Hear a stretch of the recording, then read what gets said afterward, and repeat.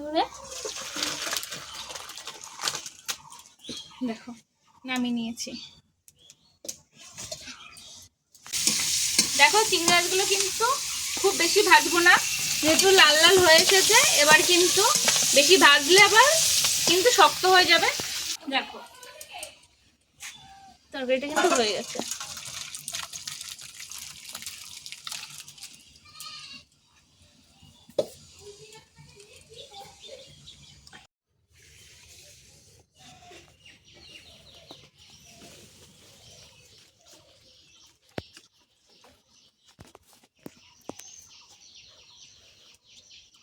নমস্কার বন্ধুরা, আমি মনীষা রান্নাঘরে তোমাদেরকে অনেক অনেক অনেক স্বাগত।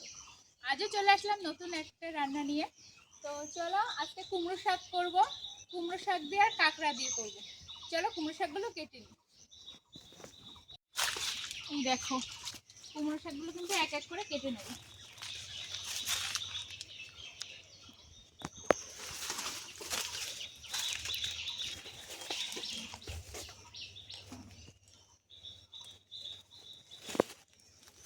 দেখো কি সুন্দর কচি কচি ডাঁটা।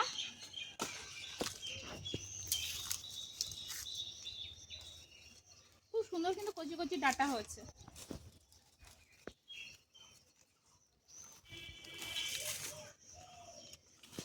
যাবে তো চলো এবার বাড়ির দিকে যাওয়া যাক, দিয়ে এগুলো পরিষ্কার করে কেটে নেব। প্রথমে কিন্তু ডাঁটা থেকে পাতাগুলো আলাদা করে নিচ্ছি, তাহলে কিন্তু ডাঁটাগুলো কাটতে সুবিধা হবে। দেখো আর পুরো কচি কচি ডাঁটা, পাতাগুলো সেরকমই কচি। দেখো পুরো কচি ডাঁটা, এত সুন্দর ডাঁটা। দেখো দেখে মনে হচ্ছে কাঁচাই খেয়ে নি, এত দারুণ দেখতে লাগছে।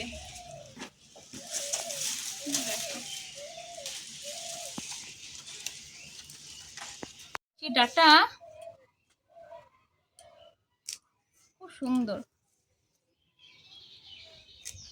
এরকম ভাবে আঁশগুলো ফেলে ডাঁটাগুলো নিয়ে নেবো। এরকম ভাবে আঁশগুলো ফেলে দেবো।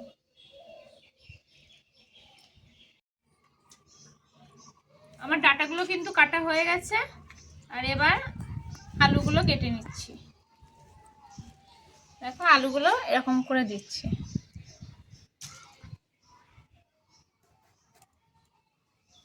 এই যে এরকম করে বাকি আলুগুলোও কেটে নিই। দেখো বেগুনটা কেটে নিলাম, কিন্তু মা এই বেগুনটাতে একটু পোকা আছে। বেগুনগুলো ছোট ছোট করে কেটে নিচ্ছি, কিন্তু বেগুনটাতে একটু পোকা আছে, দেখে কাটতে হবে। দেখো এইভাবে বেগুনটা কেটে নেব।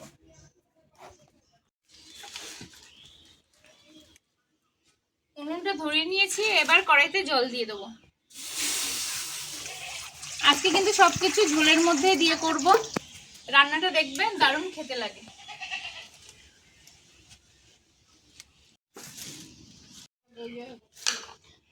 জলটা ততক্ষণে গরম হতে লাগুক। এখানে দেখো জলটা ফুটে গেছে, আর এখানে কিন্তু আলু বেগুন আর ডাঁটা আছে, এগুলো সব একবারই দিয়ে দেবো।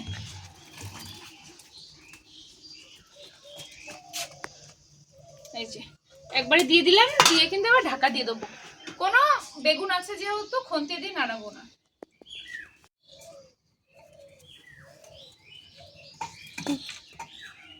নাহলে কিন্তু কাঁচা গন্ধ লাগবে বেগুন যদি নাড়ানো হয় খুন্তি দিয়ে এখন কাঁচা অবস্থায়। এবার কিন্তু হলুদ দিয়ে দেবো।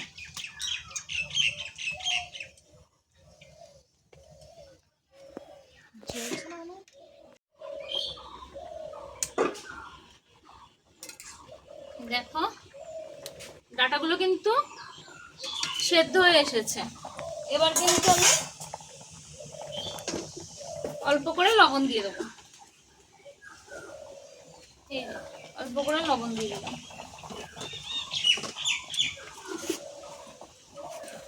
আর তার মধ্যে দিয়ে দেবো এই যে কাঁচা লঙ্কাগুলো, দিয়ে কিন্তু 2 মিনিটের জন্য ঢাকা দিয়ে দেবো, দিয়ে তারপর নামাবো। এবার কিন্তু ঢাকনাটা তুলে নিয়ে নামিয়ে নিচ্ছি, কিচ্ছু পাচ্ছি না, এবার এটা দিয়ে ধরলাম, ধরে দেখো নামিয়ে নিয়েছি। এবার কিন্তু কড়াইয়ের মধ্যে জিরে আর গোলমরিচ দিয়ে দিলাম, দিয়ে হালকা করে ভেজে নেব।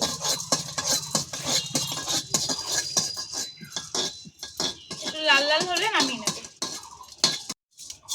এবার কিন্তু এই যে নামিয়ে নিলাম, এবার কড়াইটা দিয়ে দিলাম, দিয়ে কিন্তু এবার তেল দিয়ে দিচ্ছি।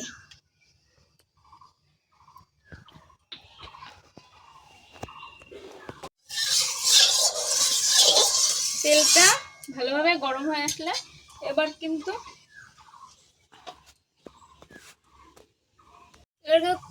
জিরে ফোড়ন দিয়ে দিলাম,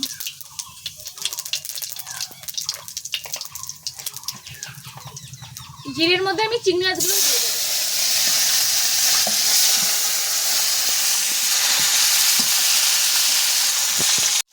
চিংড়ি মাছে একটু লবণ আর একটু কিন্তু হলুদও দিয়ে দিলাম, দিয়ে এবার ভালো করে নেড়ে নেব।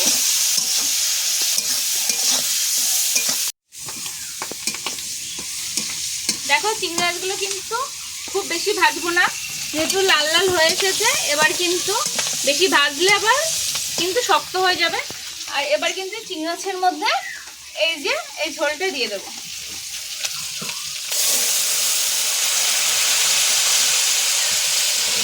দেখো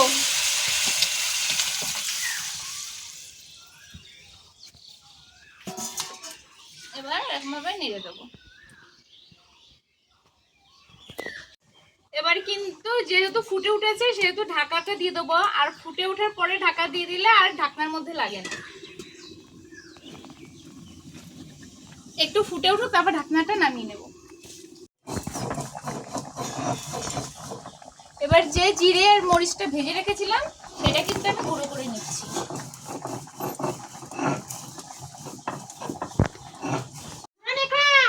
এবার কিন্তু আলুগুলো আমি একটু ভেঙে দেবো, তাতে ঝোলটা কিন্তু একটু ঘন হবে। আলুগুলো ভেঙে দিচ্ছি, আলুগুলো এমন করে ভেঙে দেবো, আর ডাটাগুলো একটু ছেড়ে দেবো।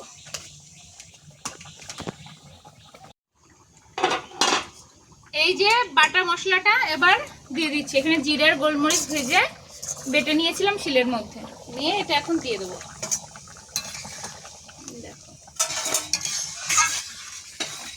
দিয়ে এটা কিন্তু আবার নামিয়ে নেব। দেখো তরকারিটা কিন্তু হয়ে গেছে, এবার কিন্তু আমি নামিয়ে নেব। দেখো তরকারিটা কিন্তু হয়ে গেছে।